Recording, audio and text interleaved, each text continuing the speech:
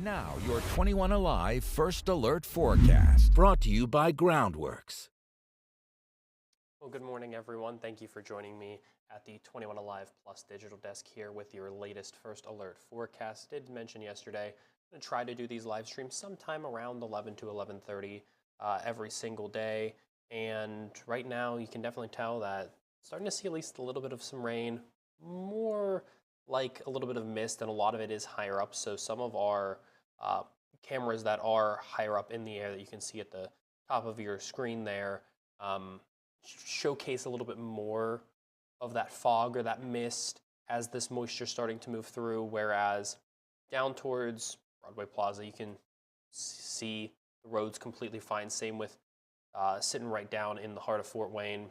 Not really too much that fog is fully making it to the ground yet, but even still, we do want to make sure that you are aware and prepared for that reduced visibility. So in terms of where we're at right now, 32 degrees, still dealing with a few light showers, but winds overall are calm, or calmer, not fully calm, but throughout the rest of the day, we will see conditions dry out a little bit as these rain showers move through very quickly, and then we will stay dry. So in terms of visibility at the moment, a lot of that reduced visibility is off to our south, so we're starting to see it creep up from south to north. So if you are right around Fort Wayne or south of US 30, you're probably sitting somewhere between about 1 mile to 2 miles in terms of that visibility. It's a little bit clearer the farther north that you go, but what do we see on the satellite and radar right now? Well, a lot of the rain, a lot of the freezing rain has overall not really made it to the ground just yet. A lot of it that has fallen, again, has either been in the form of like a freezing mist or just a regular mist. Those rain showers are expected to, though, start to cross here over the next few hours. So in terms of just looking at the bigger picture, unfortunately, this much larger system that produced some heavier rainfall down towards Indianapolis is not going to impact us whatsoever. And again, that is actually some unfortunate news just because of the fact that we'd like to see at least a little bit more rain. But the main reason is this stationary front that's kind of keeping and holding that system at bay just far enough south that it's not really going to impact us. Maybe some in Grand and Jay and Blackford counties might get a little bit lucky, but not really expecting to see much in terms of a lot of rain here, at least right now. We will start to see, again, a few of those scattered showers that are at least a little bit farther to the north. That'll be what impacts us later in the day. So as for your rest of the day forecast here, temperatures are expected back up into the low 40s, but under mostly cloudy skies, it will be fairly hard to see those temperatures jump up like they did yesterday. The mostly sunny skies that we experienced through even the later portions of the afternoon really helped out our temperatures, and today that's just not going to be the case. But we will see a warm front cross tomorrow that will allow those temperatures to start to climb back up into the 50s and 60s, but with it, it'll bring a lot of rain from now all the way through Saturday. We have pretty good chances each and every day to at least see some amount of rainfall. We'll start to drop off Sunday and into Monday next week. So we do have at least a few days to enjoy some rain. Right now, what we are tracking will be a few of those later showers with, again, that heaviest amount of precipitation staying just off to our south. So a few scattered light showers. We'll probably have to deal with that fog and that mist throughout the rest of the day today. But then, yet again, a few heavier rounds of rain. Just avoid us to our south. And for the most part, later tonight and into tomorrow morning, there really won't be too much rain to worry about. A lot of that will stay off to our south. Could see maybe a few light showers tomorrow morning before we dry out throughout the afternoon. Later tomorrow night, not fully late, by about 7, 8 o'clock tomorrow night, we do expect to see a few later showers move in. This will be as that warm front starts to lift over the area, so those temperatures will be on the rise, and with it, we'll then see our best chance for some heavier rain, maybe a few rumbles of thunder throughout this week. That'll arrive Thursday morning. We'll see that system start to push in and actually start to funnel some more rounds of rain. So we're not just going to deal with some light pop-up showers here and there. We'll actually see a full-on system push in widespread rain at least through Thursday morning into the early hours of the afternoon on Thursday. Then, yet again, we'll be at the mercy of maybe a few more scattered showers through the afternoon and the evening. But our best chance for significant rainfall, our best chance for some thunderstorms, our best chance for any heavy rain will all arrive with this system on Thursday. So we'll pretty much be off and on rain from now until then at least a consistent day of some rainfall through Thursday, and then heading into Friday, we will dry out at least for the morning. And Friday overall looks to be fairly dry. We'll probably stay pretty dry through Friday, maybe a few light showers as one more system moves up into the area. But then our next best chance for some widespread rain and some thunderstorm activity could be on Saturday with one more system passing through. That'll bring us some rain at least through the later morning and afternoon and early evening hours on Saturday before drying into Sunday. So overall, in terms of rainfall, from now through the next week, we are expecting probably round about a half an inch to at most maybe an inch, especially south of Fort Wayne will probably enjoy more of that rain. But take a look at just off to our south here, down Indianapolis, Columbus, Cincinnati, all expecting somewhere in the 3, potentially even 3.5 to 4 inch range. That would also include down towards Bloomington. So unfortunately, we are not going to be that lucky. We do still need a lot of rain thanks to our drought conditions, but it's just not going to be the case.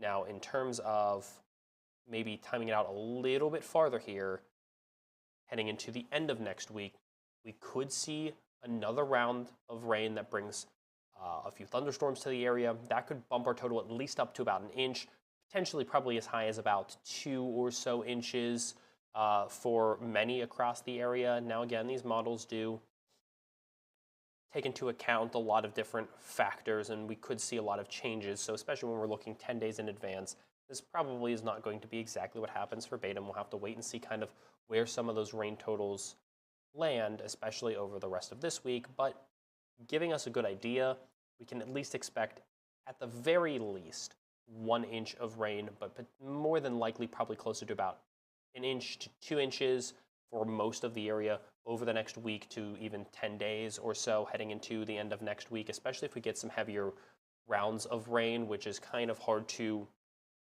predict when and where they will fall because it's not just going to be one big system that produces heavy rain across the area. So we'll have to wait and see for that. And again, also remember that Fort Wayne's rain totals are all taken into account at the airport.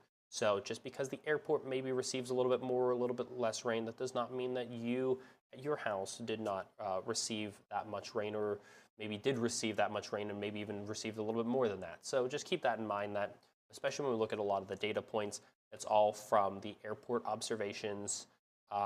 And outside of that, there's really not much that's going on outside of just the rain. And of course, some warmer temperatures that we will enjoy alongside the rain through the end of the week. But one other thing I do want to bring up and remind you, I know I did not talk about a lot yesterday about the lunar eclipse last night. That was because the cloud coverage overhead was not going to allow for viewing across pretty much the entire state. So there really was not much of a purpose to say, hey, there's a lunar eclipse that none of us will see tonight. But what you will end up seeing this weekend is that the clocks will change. Daylight saving time, of course, is on Sunday. That means that we will spring forward, turn that clock ahead an hour. So yes, unfortunately, we are losing an hour of sleep Sunday morning. But what that also means is that outside of the days maybe starting a little bit later with the sunrise at right around 8 o'clock in the morning, our sunsets will fall all the way back from about 6:30 right now to 7:40 pretty much Sunday night. Now, in terms of the rest of the month looking at sunsets, we gain about an hour and 22 minutes, and a little bit more than that, of daylight starting from the beginning of the month, so from Sunday all the way until the end of the month. And that means that we will go from about 6:30, again, that sunset tonight, to about 7:40 on Sunday when we spring forward.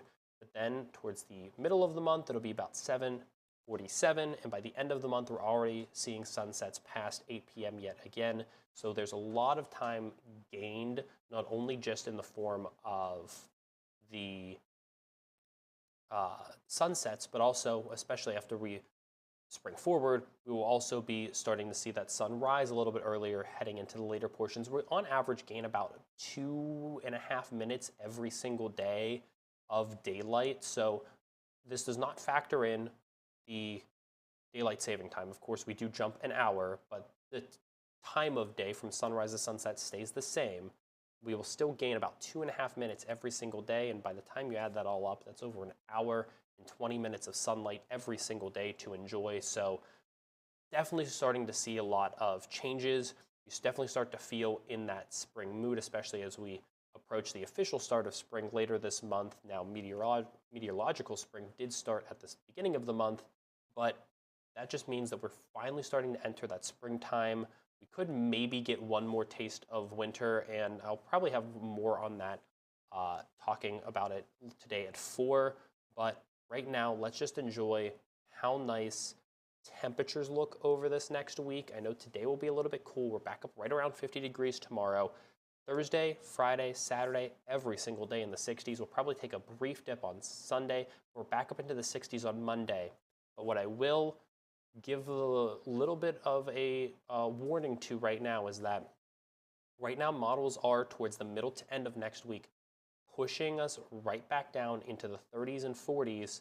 So as long as that would hold, there will be a little bit of maybe one last grasp of winter before we pretty much head right on into spring. We're only, again, just over 2 weeks away from spring, and that means that at this point, winter's almost over. This will be the norm or average high for this time of year is the lower 40s now. So we're starting to see things warm up a little bit, but don't be surprised to see maybe one quick blast of some cooler air towards the end of next week.